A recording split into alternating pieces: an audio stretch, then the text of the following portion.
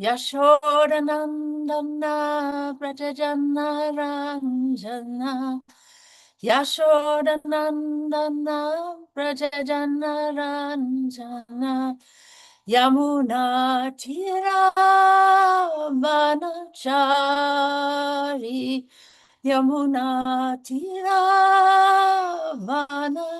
Vanachari Hare Krishna, Hare Krishna, Krishna Krishna, Hare Hare, Hare Rama, Hare Rama, Rama Rama, Hare Hare.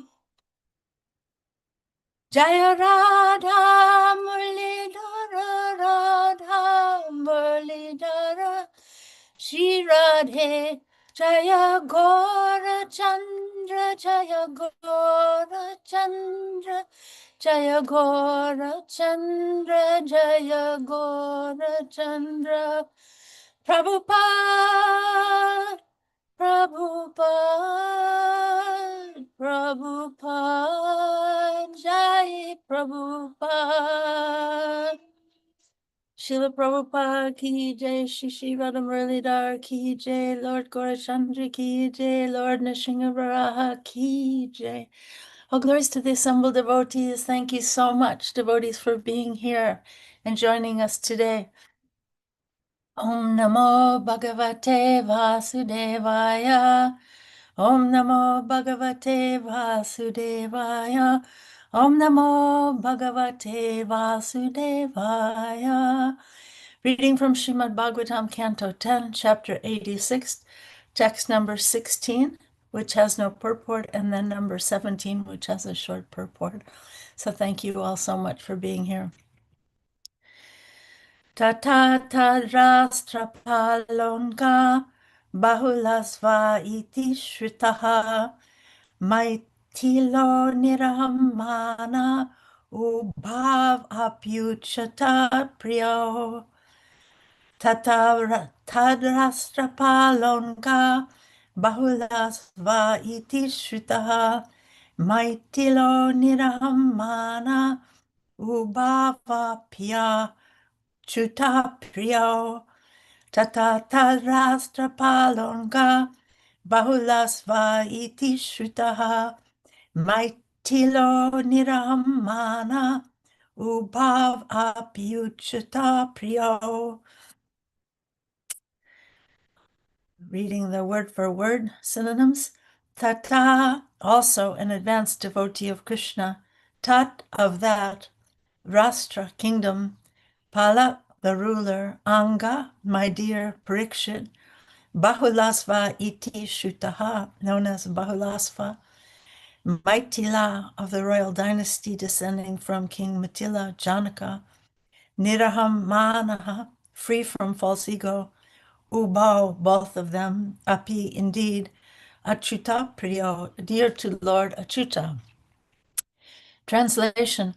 Similarly, free from false ego was the ruler of that kingdom, my dear Parikshit, a descendant of the Mitila dynasty named Bahulasva. Both these devotees were very dear to Lord Achyuta.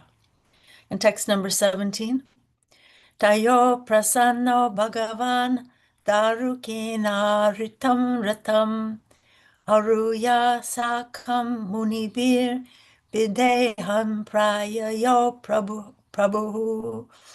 Pleased with both of them, the Supreme Personality of God had mounted his chariot, which Daruka, who is Krishna's chariot driver, had brought, and traveled to Videha with a group of sages. Purport. In his commentary on this verse, Srila Viswanath Chakravarti states that Shrutadev and Bahulasva were unable to travel to Dwarka to see Lord Krishna because both of them had vowed to regularly worship their personal deity at home. Sri Krishna was very glad to go out of his way to give them both his audience, and while leaving Dwarka, he insisted that the sages who wanted to come with him should join him on his chariot, because otherwise they would exhaust themselves following on foot. Renowned sages would ordinarily never even consider traveling in such an opulent conveyance, but on the Lord's order, they put aside their natural aversion and joined him on his chariot.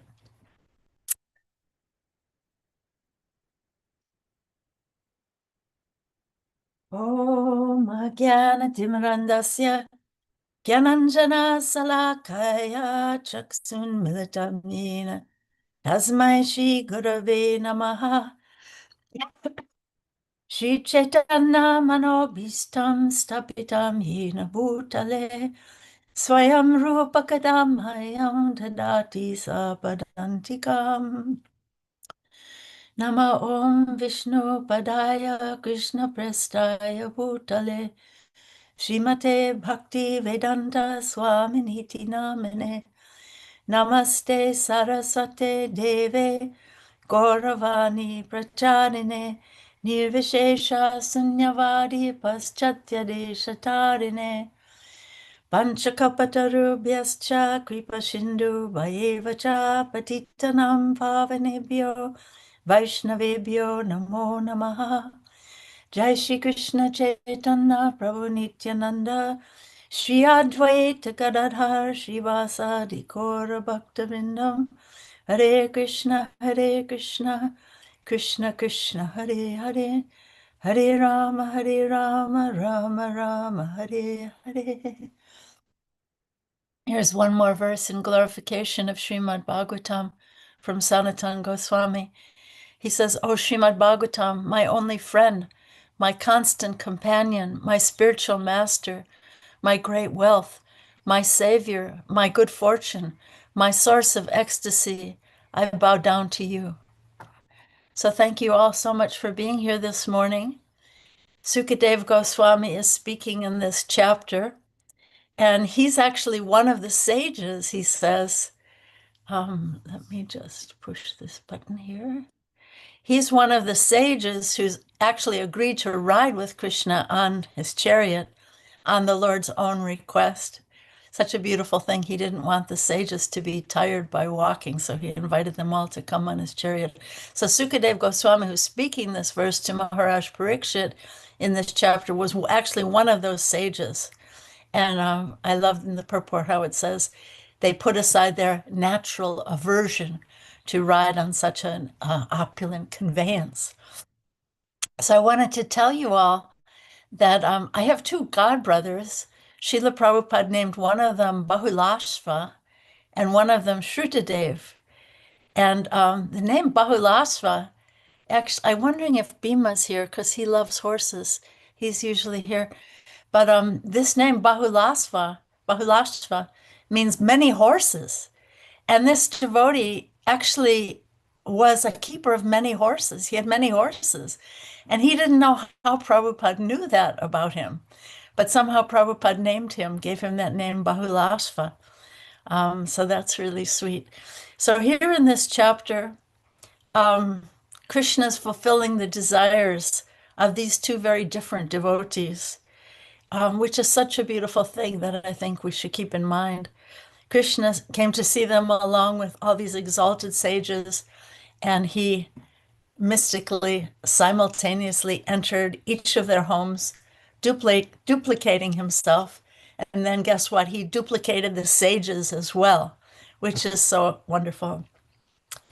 So in this instance, Krishna is exhibiting the opulence, his opulence, which is called Vaibhava Prakash, when he simultaneously expands himself into identical forms, like he did when he married 16,108 wives and expanded himself to be 16,108 Krishnas, enjoying with each of them in their palaces, simultaneously pleasing them each in their individual ways. So we need to have faith in this. Krishna is my Krishna, and he will be there for me as an individual, as a personal individual. Or for example, when Lord Brahma stole the cows and calves and cowherd boys, and Krishna just expanded himself and duplicated himself as so many other cowherd boys and calves, each one according to their own nature, their own dress, own individuality. So what I really wanted to speak about is this individuality, which I think is so important. These are two pure devotees of the Lord. Each one is, excuse me, I have to blow my nose. I have a bit of a cold. So each one is so different from the other one. One is a wealthy king descended from Maharaj Janaka. The other one's a poor Brahmin.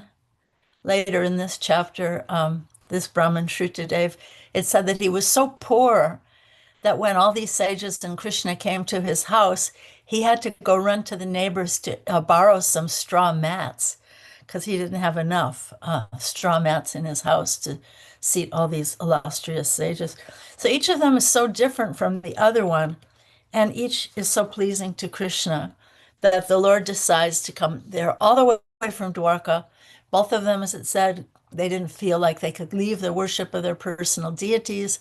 They were committed to stay home worshiping their beloved deities. So Krishna just came to see them. So beautiful.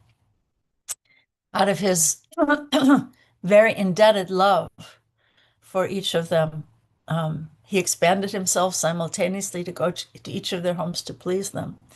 So Krishna wasn't thinking, oh, one is rich and powerful, like, yeah, some guru shouldn't think, oh, I have a rich and powerful disciple. I need to please them. No, he wasn't thinking one is a high caste, one is not a lower caste. No, he wasn't thinking like that. So this example speaks to me about each of our sacred individuality and how each one of us in our sacred God-given individuality is so dear to the Lord. Sometimes I think there's a tendency in our Krishna consciousness movement to think that there are only certain ways to serve and please the Lord. There are 9 processes of devotional service. Anybody want to call out one of those 9 processes of devotional service? I don't know how this technology works, but are you free in your open mics to Shravanam, Shravanam? Great. What's another one? Kirtanam, Kirtanam? Yep. Smaranam, Maranam? Wow, maybe we're going to go for all 9. Vardhanam, Vandanam, okay. Hadasevan, Padasevanam, okay. Archanam, Archanam, okay. Dasyam, Dasyam, okay. Sakhyam, Sakyam, okay. Atmanivedhanam, Atmanivedanam, great. And so in addition to all those, okay, so Lord Parikshit Maharaj perfected hearing. Sukadev Goswami, who's speaking in this verse, perfected chanting. Prahlad Maharaj perfected remembering. Goddess Lakshmi perfected serving the lotus feet. Worshipping the deities in the temple was perfected by Maharaj Prithu. Praying Akrura's famous prayers in the 10th canto. Carrying out orders, the great Hanuman. Serving as a friend, Arjuna, and sacrificing everything for the Lord Bali Maharaj.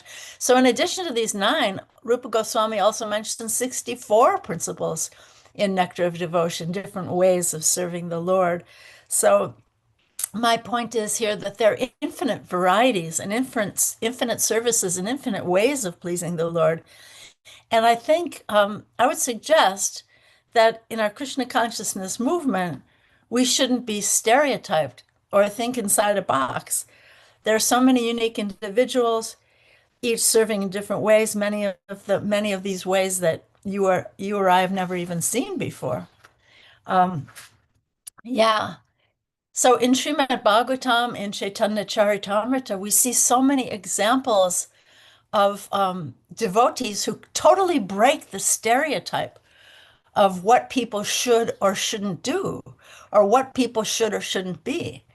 There are examples of role reversal narrations, where, for example, the little child Prahlad Maharaj is so wise, so patient, so tolerant, remembering the Lord always, And he's so wisely instructing his evil father, right? Kids aren't supposed to instruct the fathers. Usually fathers don't appreciate it very much. Or how about the erudite Uddhava, who is the disciple of Brihaspati, and he's being humbled by these illiterate gopis of Vrindavan, these cowherd girls. Or what about the Yajnik Brahmanas, realizing they're fools in comparison to the pure devotion of their wives? Or what about where the so-called demon Vritrasura speaks fearless transcendental knowledge to the king of heaven, Indra, and shows him what's what? So yeah, so many narrations breaking the stereotyped ideas of caste or hierarchy or the way things are usually done in the traditional way of doing things. The poet Rumi says that something beautiful, that there are unlimited ways to bow down and kiss the ground. I love that. Hope you like that too. So when I hear the narration in the Chaitanya Charitamrita of Krishnadas Kaviraj Goswami, maybe you remember this part. He reflects on the mercy of Lord Nityananda that he received. And he talks about how his brother, this is a beautiful story in the CC, how his brother had reverence for Lord Chaitanya. Excuse me, I have to blow my nose again. I'm a little under the weather. So his brother had reverence for Lord Chaitanya, but he disrespected Lord Nityananda. So when I hear that story, I often think, wow, maybe I, or maybe many of us, could have also misjudged Lord Nityananda. He was really quite wild, or is really quite wild, right? Or so many other unique pure devotees.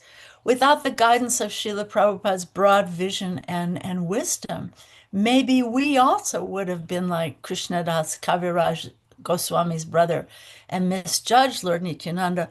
So the story goes like this, that there was a rather wild and eccentric, ecstatic devotee of Lord Nityananda whose name was Miniketan Ramdas, who came to their home because they used to have kirtans there all the time. And he was doing kirtan, wildly, ecstatically, dancing. And the brother of Krishnadas Kaviraj Goswami disrespected him, and he disrespected his master, Lord Nityananda Prabhu. So Krishnadas Kaviraj Goswami, so this is his future name, right? He told his brother that Lord Chaitanya and Lord Nityananda are like one body, that they're identical manifestations. And if you don't believe in Lord Nityananda, you will definitely fall down. And he told him that it would be better to be an atheist by slighting both brothers than to be a hypocrite by believing in one and slighting the other. So then what happened next was that night, Lord Nityananda appeared in the dream of Krishnadas Kaviraj Goswami and told him to immediately, was dancing ecstatically, so beautiful, dancing. And he told him to immediately leave for Vrindavan. He said, where you will attain all things. So he did that. And then he became the great author of Chaitanya Charitamrita, Govinda Lilamrita, so many other beautiful books. So in that situation, here's my point, dear devotees. In that situation, would you or I also have misjudged that ecstatic, eccentric devotee of Lord Nityananda the way Krishnadas Kaviraj Goswami's brother did? His brother was a devotee of Lord Chaitanya, but because he made an offense to Lord Nityananda, he fell down. So what about the other story that I love in the Chaitanya Charitamrita of Kalidas? So he was a very wealthy man. He was a wealthy gentleman. He was an uncle of Raghunath Das Goswami. And he used to constantly chant the holy names. And his goal was to very quietly, so even though he was a very rich man, he was an aristocrat, really, his goal was to very quietly, secretly take the prasadam remnants of every devotee in Bengal without considering whether they were poverty-stricken or low caste or whatever. This is a very caste-conscious society 500 years ago at that time. So he would sneak around, like he brought some mangoes to Jadu Thakur, who was a great pure devotee, but from a very low caste. brought him mangoes, was praising him, and then he was waiting till the devotees ate he and his wife ate the mangoes, and then he waited till they threw the mango peels and pits outside, and then he was licking those mango pits, and this was his vow to take the remnants of every devotee in Bengal. And because of his beautiful humility in worshiping all the devotees, the respect he showed for all devotees without consideration, without discrimination, he got the full mercy of Lord Chaitanya, and Lord Chaitanya in Puri allowed him and only him to drink the water that washed Lord Chaitanya's lotus feet. So Lord Chaitanya let him do it twice. And then he tried to do it a third time, and Lord Chaitanya said, all right, that's enough, that's enough. But no one else, Govinda was the guard, Lord Chaitanya's servant Govinda. He was ordered to not let anyone drink the water from Lord Chaitanya's feet, only this very humble Kalidas. So my point here is that there are so many unique devotees, so many unique ways to serve Krishna that maybe you or I have never seen before. So I think we need to strive to create a society, an ISKCON society that honors each of our unique and different ways of serving the Lord. So in Nectar of Instruction, it's described what are the characteristics of a neophyte or beginner devotee who respects the deity in the temple but doesn't respect the devotees or the people in general. So we need to advance at least to the middle level of Madhyamadikari, where such a devotee worships the Supreme Lord as the highest object of love, makes friends with the Lord's devotees, is merciful to ignorant or innocent people, and tries to avoid critical people who are just envious by nature. So I want to read a couple paragraphs from what Prabhupada says in the purport to those verses. This is Nectar of Instruction, verse 5, where Prabhupada shows his broad, inclusive vision. Here's what he says. He says, one of our friends, a famous English musician, has become attracted to chanting the holy names of Krishna. And even in his records, he has several times mentioned the holy name of Krishna. At his home, he offers respect to pictures of Krishna and also to the preachers of Krishna consciousness. In all regards, he has a very high estimation for Krishna's name and Krishna's activities. Therefore, we offer respects to him without reservation, for we are actually seeing that this gentleman is advancing gradually in Krishna consciousness.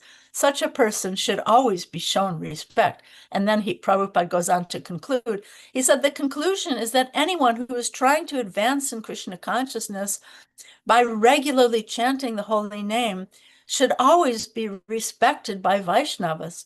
On the other hand, we have witnessed, and get this is Prabhupada really smashing some of his contemporaries. He says, we have witnessed that some of our contemporaries who are supposed to be great preachers have gradually fallen into the material conception of life because they have failed to chant the holy name of the Lord.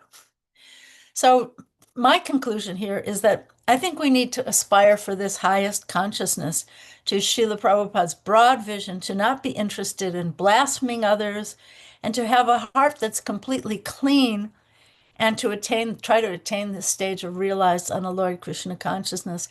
And in conclusion, I want to say that maybe there are future George Harrisons in our midst today. Wow. Who are serving Krishna in unorthodox ways that we are yet to recognize. What do you all think of that? So thank you all so much for being here. And what are your reflections, or if there are any questions? Hare Krishna. And who is the future George Harrison? Let's Maybe get this you. straight. Maybe Thank you, we Devi. don't even know. Maybe they're not even, we don't know. Yeah. So, And before we open the floor to questions, let's all bow down to Arjuna Prabhu in various ways, like Rukmini Devi taught us. Arjuna Prabhu ki jai. Thank you. Arjuna. He waved at us affectionately. How sweet Arjuna Prabhu is. Okay, Min has her hand up, followed by Krishna Kumari. Haribo. Hare Krishna, thank you so much for the class. Hare Krishna. I have a question. I really liked how you spoke about coming to Krishna with our own, in many ways, authenticity. And I was at Satchidananda Swami's Holy Name retreat last week, and one of the things that he spoken that really stayed with me is he said that the worst thing we can do to ourselves in our spiritual practice is to accept stagnation. And you just spoke about even in chanting, how we want to sort of have in many ways we want to have a desire to chant better. And I've been thinking about this topic of pleasing Krishna, and even when we chant, I've heard many times that we're asking for the Lord, asking the Lord to engage us in His service and wanting to please Krishna. But as someone who's coming to this, just recently, I'm wondering, I don't even know in many ways what that even means what it means to even serve the Lord and please the Lord. And I think it has maybe something to do with the fact that I don't really know him very well. So where do we start in terms of pleasing the Lord? But where do we start? It's so funny, man. You're actually reminding me of a song of George Harrison where he says, I really want to know you, Lord. I really want to please you, Lord. But it takes so long, I know. Didn't he say that in one of his beautiful songs? So I think what you're saying is it's a prayer. And George Harrison himself made it into a prayer. He made it into a song. But, we can turn off our brains when we're chanting and turn it into an almost monotonous kind of drone. But one nice instruction is to try to catch the holy name with the first syllable of the mantra. Sometimes I find when I'm kind of zoning out, if I try to catch the holy name with the first syllable, Hare Krishna, Krishna Krishna, Hare Hare, with each mantra, Hare Ram, Ram Ram, and then Hare Krishna, but then make that intention to not allow yourself to stagnate into a mindless drone. I mean, what's his name? Saint Paul from the Christian tradition condemns mindless repetition. So are we chanting the holy name of the Lord, or are we in a mindless repetition? We have to actively, acutely, dynamically be calling out to the Lord and crying out that prayer, your prayer. I really want to know you. And Prabhupada says so beautifully, how can we know God if we don't know the details about God? So Prabhupada, such a cute way, he says, we know Krishna's name. We know his father's name, Vasudev, Nanda Maharaj. We know his address, Vrindavan. So you're so right. How can we love someone if we don't know the details about that person? So I'd say it behooves us to find out what are those details and to memorize those details and be dynamically remembering those details. He wears a peacock feather on his head. He likes to collect them from the ground. And then he sticks it in his turban, and he wears his turban in kind of a crooked way. And he is a little crooked. He stands in he doesn't stand straight like a soldier.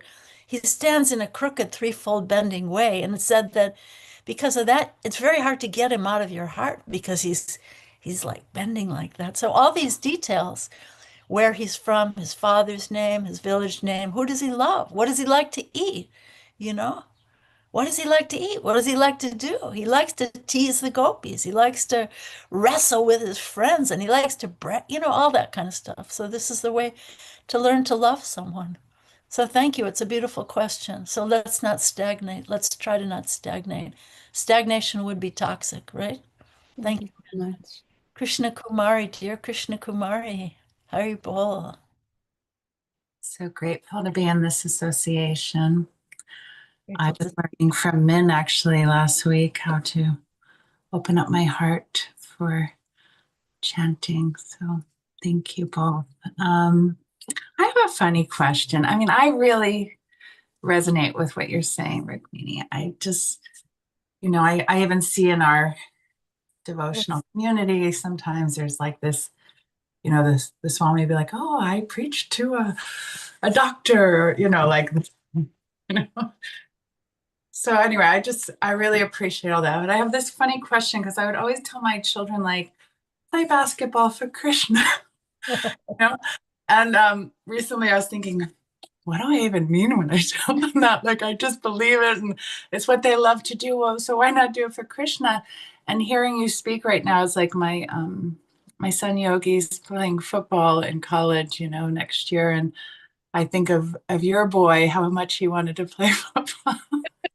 And then I think of like, I'm always telling him if he becomes famous, I want him to change the outlook about the bull, you know, because everybody says BS 21st. Like if you're with doctors or you're with common people, everybody uses this negative term. But, you know, I think there is a space, you know, for him to possibly, you know, change society, you know. But as of right now, what do I mean when I tell my children to play football for Krishna? I think it's really beautiful, you know. I mean, that's Krishna consciousness. This is a society for Krishna consciousness. So do what you love and offer it to Krishna, you know. I think a lot of times devotees like to put down the need for sports for young boys. Sports are important medicine for kids, for boys. And sometimes devotees don't realize that they want to, again, put their kids in a box, sit down and read Bhagavad Gita, do this, do this, do this. But yeah, sometimes playing sports for Krishna is the way to open their hearts. Prabhupada once gave a funny example. He said, you know, the living being in this world is like the football that's getting kicked from, you can tell your son this. This football's getting kicked from one side of the field to the other. But the whole time she's thinking, I'm the center. Everyone's looking at me. Meanwhile, I'm getting kicked. So give your son that example. But I think all parents should know how important sports are for kids.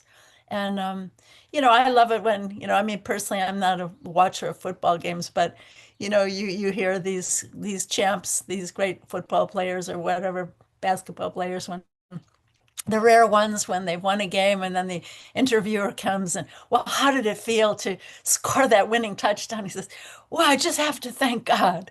You know, those special people. I just have to thank the Lord, and I'll thank my mama, you know, whatever. But it's beautiful. So yeah, I believe this very deeply with the core of my soul, that this is what we have to encourage in each other. Let's fan the spark of our own individuality and unique ways of wanting to love and serve Krishna. And then we'll have a beautiful, happy society, and we won't be in stereotyped boxes judging each other. Do this, don't stick your feet out. You know, maybe it's good not to stick our feet out, but you know what I'm talking about.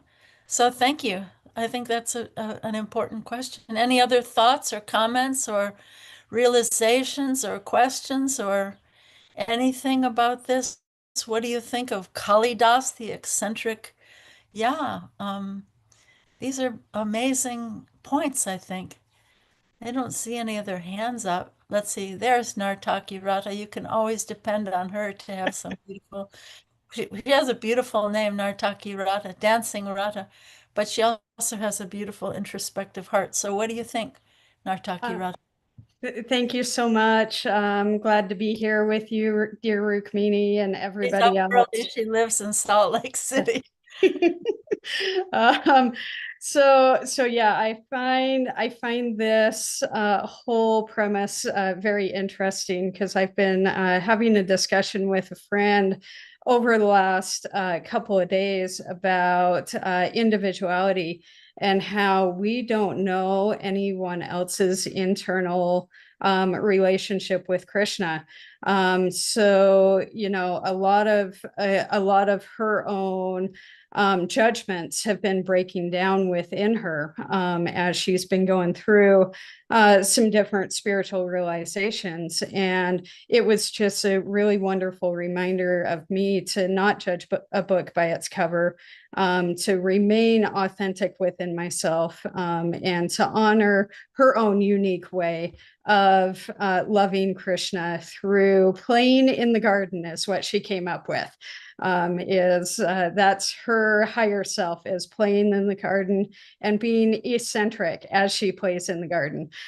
So those are some of the terms that came up, and it just makes me smile to be here and remind myself, as well as be able to remind her that judgment needs to go out the window, and we need to appreciate and honor the spark of Krishna in everybody. Fan the flame of that goodness, more so than the harsh judgments. Beautiful. Thank you so much. Yeah. You know, nothing like getting your hands in the dirt and doing some digging to have realizations about, you know, the seeds of bhakti. Thank you so much. I see the beautiful Yamuna Jaya has her hand up. Please, let's hear from you. And Hare see Krishna, smile. Mother. Queen smiles. So wonderful to see you. I was just so delighted.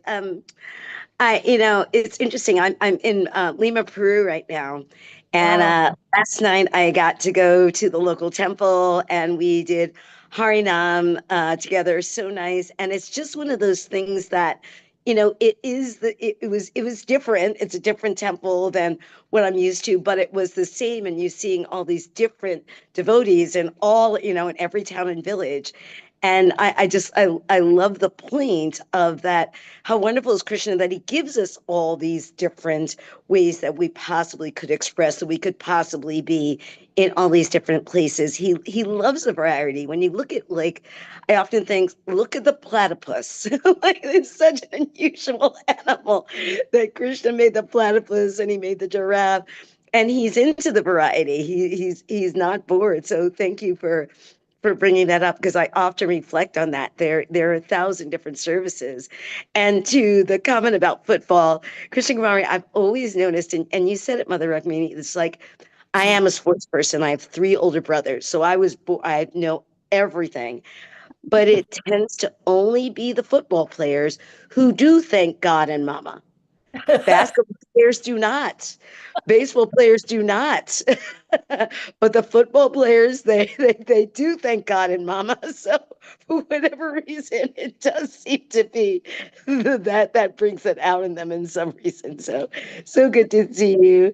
Feel better with your cold. Hare Thank you Krishna. so much. It's amazing you're in Peru. Thank you so much for beautiful comments. You know, yeah, like Prabhupada took this all over the world.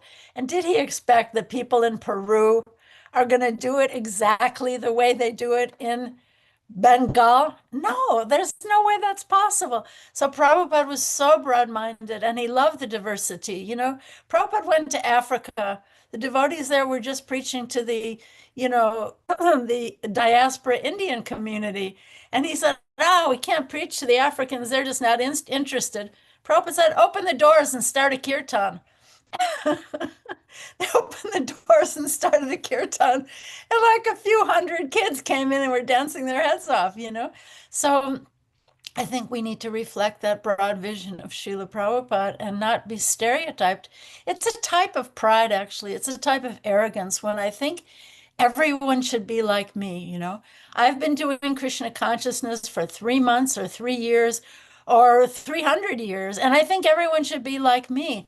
No, we have to be humble and understand. I love that Rumi said that there are thousands of ways to bow down and kiss the ground. So let's reflect that and be welcoming in our communities. The Bhakti Center is known as a very welcoming community.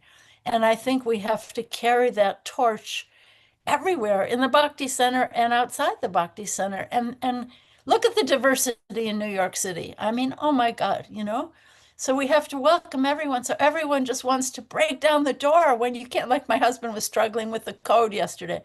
We have to have people who, if that door code is not working, they're ready to break down the door. Let me in, right? Actually, yeah. Actually, that reminds me of something the previous Pope, Pope Francis, said something. You know, you hear this Christian thing, Jesus is knocking on the door of your heart, let me in. But the Pope said, Jesus is knocking on the door of the church, let me out. Let me out. So we have to know that Krishna is knocking on that door of the Bhakti Center. Let me out. I want to be with my people. Take me out. I want to connect with all the people of New York, you know, in Harinam or in millions of ways.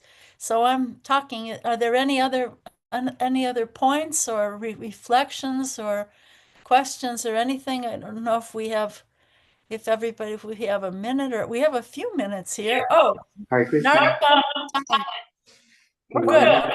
Can you I hear don't me? know if there's like a sharp cutoff here. Narottam Nitai Prabhu had his hand up. Can you hear us okay? Hello? Hare Krishna. Haribo. Adi Thank you Purusha. so much. With delightful class. And we relish, we were glued to it as soon as you started your pranams and the prayers. Your sincerity is like, effulgent. So Min asked a very interesting question about, well, how do you know you're pleasing Krishna? She's been asking a lot of interesting questions because she's really diving into the whole practice and experience of Krishna consciousness. And what we've heard from Prabhupada is the lotus feet of the spiritual master is the only way to obtain pure devotional service. So sometimes we do service, but service, Prabhupada explains, is for a person. That we're actually asking somebody, how can I serve you? And that person indicates, well, can you do like this? And then you do something and you offer it to that person and you say, is that okay? And they say, wonderful, that's good. Or maybe it would be better, more pleasing to Krishna if you adjust it a little bit. So without that relationship with the spiritual master, service can be very vague. Devotional service means love. And love means there's somebody who loves and somebody who you're loving, somebody you're leaving. So, and some people think that we're just going to go to Krishna. But actually, the spiritual master is essential. It's the only way to understand whether or not we're pleasing Krishna. And then the spiritual master is giving, indicating, if you want to please me, take shelter of this person. We hear that in the Chaitanya Charitamrita, where different individuals looking for shelter are indicated who to go to. So the desire to please Krishna is good, and then the instruction there, Krishna will give you when the disciple is ready. The Guru appears in our life. Okay. Well, thanks. That's good advice. Repeating Guru. That's good advice for Min and for all of us. And, you know, maybe Min might say, well, I don't really have a spiritual master, you know, yet, but, you know, you have Prabhupada, you have his examples. I always think that the first book people should read is that little condensed biography of Prabhupada, the Prabhupada book. Look at how he struggled in New York and learn to love him and feel gratitude to him. And then, you know what? You can, because that vision that maybe I'm looking for a spiritual master, but I can serve the persons of the devotees. I can serve the ordinary people. You know, look what Adi's doing, you know. He's going out, he's taking prasadam out to people out on the street. They're all representatives of Krishna, representatives of the spiritual master. So make it broad and make it inclusive and love and serve everyone and feed everyone prasadam and see how you can find that reciprocation from that person. Beautiful point, Adipurusha. Krishna is a person. We have to learn to love that person. And if you can't see Krishna, you can see everyone around Krishna. They're all carrying Krishna in their hearts. How can I love? How can I please? You see someone sitting in the corner of the Bhakti Center with a big frown and go, see how you can help that person. You know? So I think this is our hard stuff. Thank you all so much for being here. All glories to Shishi Radha Muralidhar. Thank you, Rukmini Devi Dasi, for the wonderful glorification of Krishna and his devotees. Thank you. Hare Krishna. Thank you so much. Darshan time, turn on your cameras, please, if you can.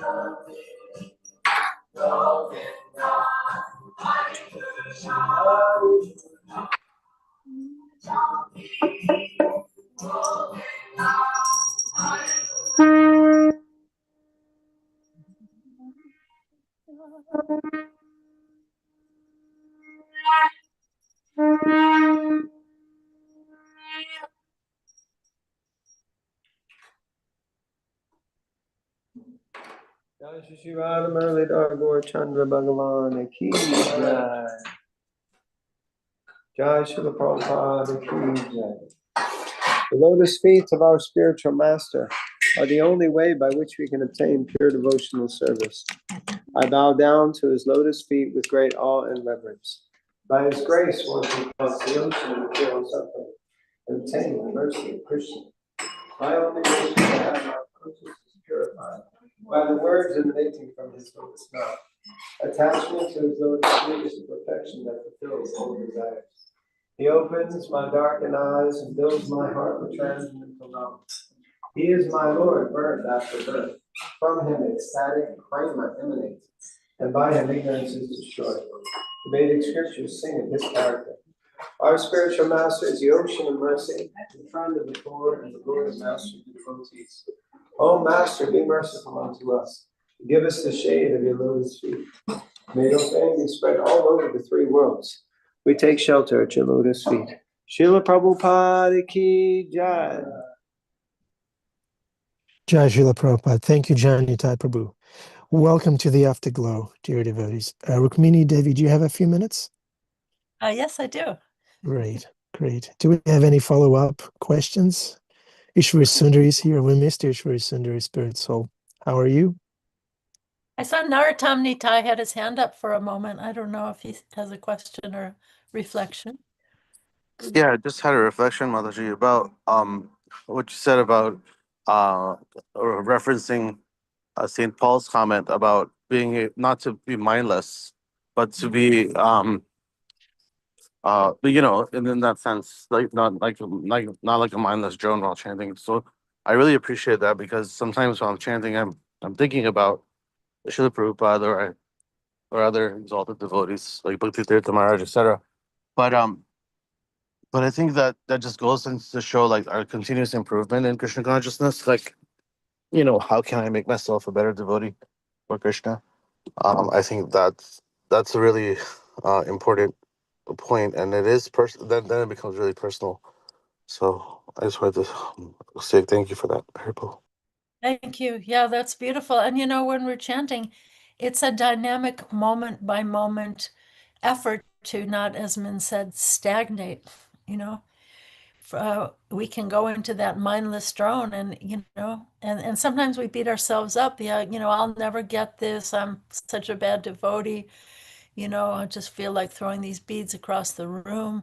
But no, we have to try and try again and keep trying. And then by practice, it becomes more natural. So keep trying and keep crying to Krishna that I'm not alone in this chanting. I'm here with Krishna. He's in his name, and I have to cry out his name. Actually, we're not supposed to chant. We're supposed to cry.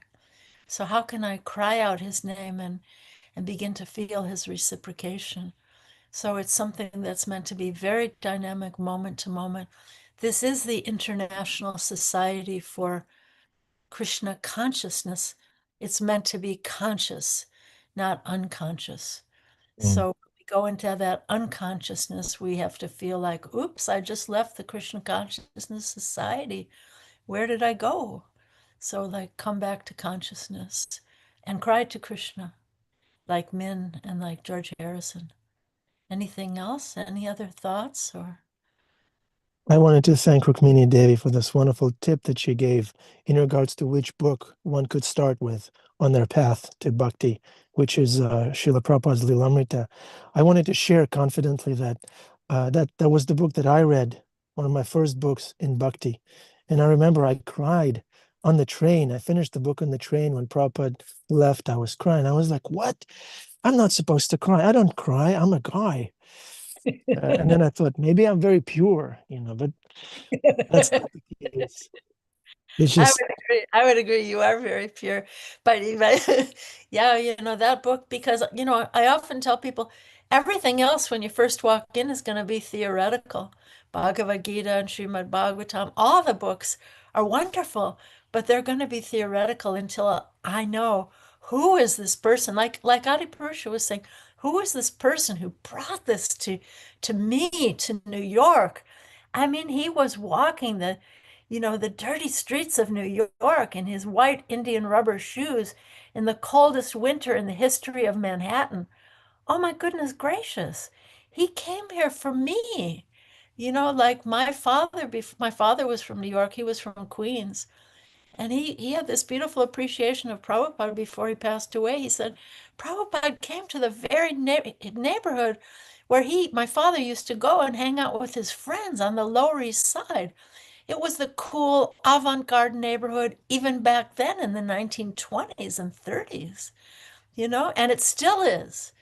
So, so there's Adi and there's all of you, reaching out in loving ways. And yeah, so let's make this dynamic. Let's make it our own, and let's meet like again, like Adi does, meeting every homeless person.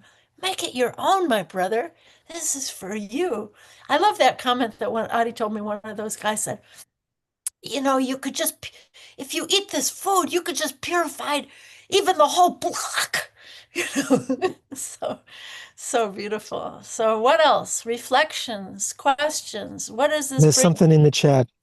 Hare Okay. Krishna. Oh, What's in the chat? Adipusha Prabhu followed by chat. Okay, chat. okay.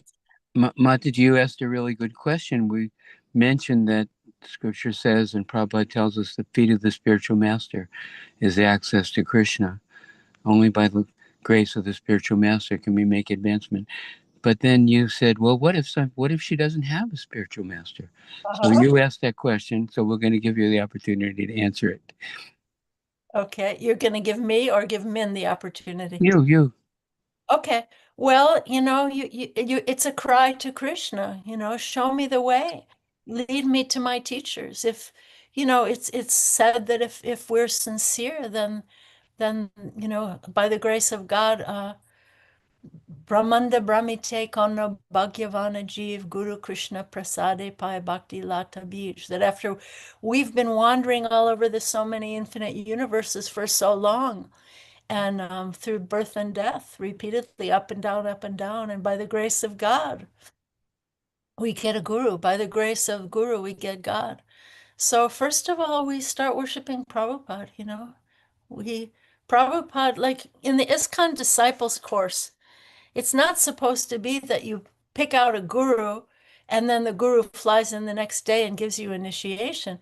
You're supposed to take the course and be thinking of Prabhupada and understanding that Prabhupada is the one who gave all of this to us, and understand that Prabhupada is the one who has made so many gurus and so many holy people in this beautiful mission. So first, I would say become attached to Prabhupada. Read the Prabhupada Lilamrita. If you can't read the whole thing, there's 6 or 7 volumes. Read the condensed version. It's a paperback. You can get it at the Bhakti Center. If they don't have it, demand that they get it on the shelf there. That's the thing. And then find out who are the people who reflect those qualities of Prabhupada.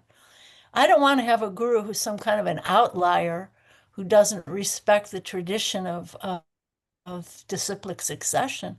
I want a guru who represents Prabhupada purely and transparently. We're all supposed to be transparent to the vision of Prabhupada and Krishna. That's a quality of the mode of goodness, to be transparent. Our hearts should become transparent to reflect divinity. And in that transparency, we can begin to see ourselves. We can begin to see the world, and we can begin to see others, and we can begin to see God. But if my heart is all clouded up by so much ego and lust, anger, greed, personal aggrandizement, all these ideas of you should, what I'm going to tell the world, what I'm going to tell everybody, how can I be transparent to hear the messages of Krishna or the example of Srila Prabhupada? Is this helpful, Min? I'm sitting here crying. Crying, that's good. Well, because not too long ago, I started having desire to and need a guru, but so I asked Krishna, if you like, maybe you could send me a guru. I don't know how to find a guru. And I ended up taking a few months ago the disciple course from ISKCON. I wasn't really expecting too much. I just wanted to learn more about the dynamic of guru and disciple, really. And I've been reading much on that topic. But what ended up happening, like you said, I learned so much more about Prabhupada. I actually started loving him so much more. Beautiful. That's great. That's what that course is supposed to bring about. Thank you so much. Love Prabhupada, and Prabhupada will inspire you. I mentioned earlier St. Paul. It's interesting in the Christian tradition. St. Paul is more or less the one who spread Christianity all over the world. I don't know, much about it, but he never saw Jesus face to face. So, why do we think that the ones who saw Prabhupada, who were right there with him, Prabhupada said sometimes the king has a mosquito sitting on his lap biting him. That mosquito is closer to the king than any of his ministers, but he's just biting the king, So who knows who is going to spread this Krishna consciousness movement all over the world transparently? Maybe it's going to be the people who never saw Prabhupada face to face, the ones who are crying, hearing the glories of Prabhupada. Prabhupada himself had very little association with his spiritual master. He just saw him personally, he said it just a handful of times. But his words went right into his heart and motivated him so deeply. You know, the disciples of Srila Bhakti Siddhanta, Saraswati Prabhupada's guru, were great scholars. They were brilliant, erudite scholars. And you could say, well, Prabhupada was he's like a member of the congregation. He was basically a pharmacist. You know, just imagine, you know, if you think of all the great, powerful gurus in the ISKCON society, so learned and knowing so many verses and shastras, imagine if there's some pharmacist out in New Jersey, you know, somewhere, you know, who's started reading Prabhupada's books and gets inspired. It was kind of like that. It was kind of like that, you know. And then, you know, like when people were, you know, do I have time for a story? I don't know how much time I have here. Of course. Okay. Here's a Please. nice story that, well, tell me how much time I have so I know. I can't limit this. No. All right, well, one nice story that I really love is that Srila Bhakti Siddhanta Prabhupada's guru was sitting in a room with his disciples. And as Prabhupada used to do, Prabhupada would look around the room and say, I want each one of you to become a guru. Or as he said, when I was in the room at 26 2nd Avenue up in his apartment in the back, I want each one of you to open a temple somewhere. So once Bhakti Siddhanta was saying that, I want one of you, some of you, to take this knowledge to the West, go to the Western world, who will do this? And he singled out one of his big, powerful preachers, a brahmachari named Narottam Ananda. And he said, Narottam, you're very successful in your preaching. Why don't you do this? And he was a very successful young man, young preacher, and he started to cry. And he said, Guru Maharaj, I'm successful at what I'm doing now, but I know if I go to the West, I know I'll fall down. He was crying, you know. And Bhaktisiddhanta said, it's all right. It's all right. He said, don't worry. And then our Prabhupada was the pharmacist, right? He's sitting in the back corner of the room like a most unimportant person. And Srila Bhakti Siddhanta looked at him and he said, that's all right. Abhay will do it. Abhay will do it. You know, and this Narottam Ananda, who's the one who tells the story, he's like, what?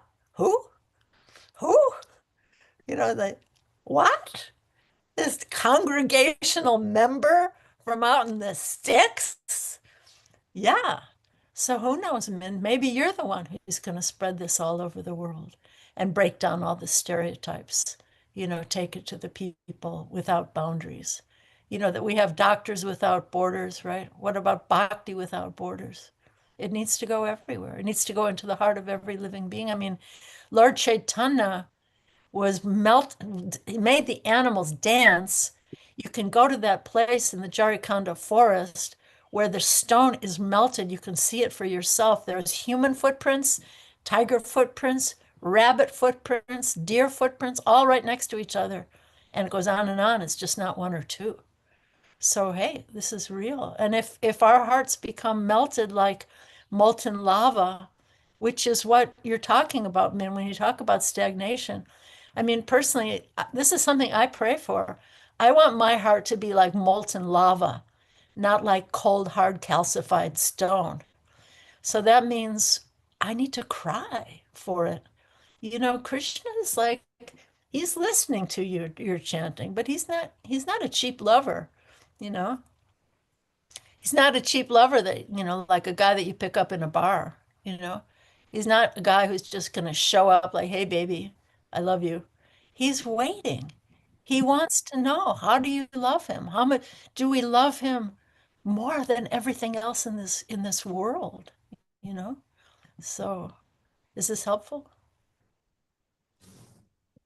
What a powerful class, Rukmini and Devi. Thank you so much. You guys are so kind. Thank you so much. Thank you for being so kind and hearing so deeply, loving so deeply in New York City, such a very difficult place, you know. So I And admire we have you the all. best. We have the best association here in New York City. Everybody comes. Yeah. And maybe you can purify the whole block. That's Adipurusha Prabhu. We'll leave that. Adipurusha Prabhu will do it. For all of us. We're all called. Thank you. Everyone to his own capacity, and wherever you are, tell somebody about Krishna. That's all. Give them some prasadam. Thank you so much. So is that good? There's something in the chat really quickly. How Okay. Narottam Nitai Prabhu is asking, how can we express ourselves in Krishna consciousness, especially if we're not in a position of given class? What are some recommendations? Should we preach to the walls first? Yeah. Well, that's a famous story of Prabhupada. Maybe you all know that story, that the devotees had some engagement, nobody came, and they were apologizing to Prabhupada, and Prabhupada was encouraging them, saying, preach to the spiders in the walls. So, yeah, yeah. So, whoever you meet, like Narottam Nitai, what do you do for a living? What kind of a work do you do? Are you a student? Are you working? Or I'm an engineer, but I'm currently not working. okay, so you're an engineer. Do you have a desk at work? Oh, like you're not working now, Yeah, but if yeah, you get a job as an engineer somewhere, you probably have a desk in yes. the office. And so on your desk, you can take the example of Adi Purusha, which what he does, you can do on your own desk. You can have like a box of prasadam cookies, which you can get from Adi Purusha, I think, or from the Bhakti Center. Probably you can, if with your engineer salary, you could give a donation and get some prasadam cookies, or make them yourself and offer them to Krishna. And then you can have a big glass jar. It should be transparent so people can see what's in it. Have a big gigantic glass jar of cookies on your desk. Min, what kind of work do you do? I'm an artist. Okay, so I don't know if you have a desk, but an engineer has a desk. And then you have a desk, and then everyone in the office knows that if they're in a bad mood, if the boss yelled at them, if they're grumpy, if they just need a little boost, they can come and get one of those cookies, and they don't even need to know it's prasadam. And then when they come get one of those cookies, then you get a chance to tell them if it's appropriate. Those cookies are delicious. You know why? Because they're offered to God. And I call God Krishna, which is a really sweet name. It means the all attractive person. What do you think? So there's always every opportunity, you know, and we shouldn't discriminate thinking only people who are giving class. I mean, personally, when I first became a devotee, everyone was encouraged to give class, even the most ignorant brand new devotee who just walked in the door. And in that way we learn. But there's always opportunities to share Krishna consciousness. I mean, somebody's sitting on the side of the street or sitting on the side of the Bhakti Center looking sad, you can go over and talk to that person. Hi, my name is Min. My name is Narottam Nitai. What's your name? And what's your story? Tell me about yourself. People feel unseen and unheard in this world, and I think it's meant for the devotees of the Lord to recognize those unseen and unheard people and uplift the world one person at a time. Is that helpful? Yes. Narottam Nitai Prabhu is busy preaching. I know, definitely. It's very helpful. I was just doing some job. No, it's very helpful. Yeah, that really helps. And also, I go to the park here in Michigan where I live and chant amongst the trees because at least the trees can hear it. So yeah, Yeah, that's so good. that's And also, What? if you want to share Krishna consciousness, pray for that opportunity because Krishna will send someone, and you can always have a couple of books in your shoulder bag. And if you're praying like that, Krishna will send sincere people, just sometimes on a subway or where do you live in Michigan? here in Detroit. I mean, it's not it's in the suburbs, about 40 minutes away. Yeah, Uh, yeah. So I'm like in the cusp of where Detroit starts to become more foresty wilderness, and yeah, then onto the east of the city. yeah. It's quite spread out. Yeah. Yeah, so pray for that opportunity if that's your desire. I think that's a pleasing desire to share Krishna consciousness in a way that's appreciable by individuals. There's lots of trees up there in suburban Detroit, and there's lots of humans as well. So pray for that opportunity to share, because when something's delicious, you want to share it, right? If you're eating something delicious, you want to share it. That's just human nature. So when if I'm not tasting it, then I can go into my own little cubby hole and lament. But if I'm tasting it as delicious, then I want to share it. And don't forget to hug those trees, Narottam Nitai. That's also part of human nature. Absolutely. Yeah, no, that's definitely. I know I forget Prabhuji's name, but there's one Prabhu who's originally from Ypsilanti, Michigan. He goes to a lot of college campuses and sets up book tables, and that's all he does for his entire life. He makes, everything is provided for him in terms of monetarily, but that's how he distributes many books. So I think it goes into like 300 to 1,000 every week, or more than 1,000 every week. Yes, Great hey, story. maybe you have a few extra dollars. You can purchase some of those little paperbacks and tuck them in your backpack and walk around. And if you're in the grocery store, life is hard. You can be in the checkout stand, checking out at Giant or whatever, and hand a book to the cashier and say, thanks for your smile. Have a nice day. This is something to uplift your day. It's a book about Krishna, or whatever. So each of us can do it in our own way, right? It doesn't have to be some big bureaucratic institutional, we set up a whole, it can be just one-on-one. It's unbelievable. You asked Rukmini one thing, and then you get so much more than you could have possibly asked. Thank you, Rukmini Devi. Wonderful class, wonderful Q&A, wonderful example of being loving, inclusive, and eager to share. Thank you so much. Thank you. Thank you very much for this Sangha. Thank you all for being there and representing Bhakti Center so lovingly. Hare Krishna. Great. Hare Krishna. Have a wonderful day, everybody. Come again tomorrow. Srimad Bhagavatam never ends. Ishwari Sundari, unmute yourself and say Hare Krishna. The whole mantra, please. Ishwari Sundari.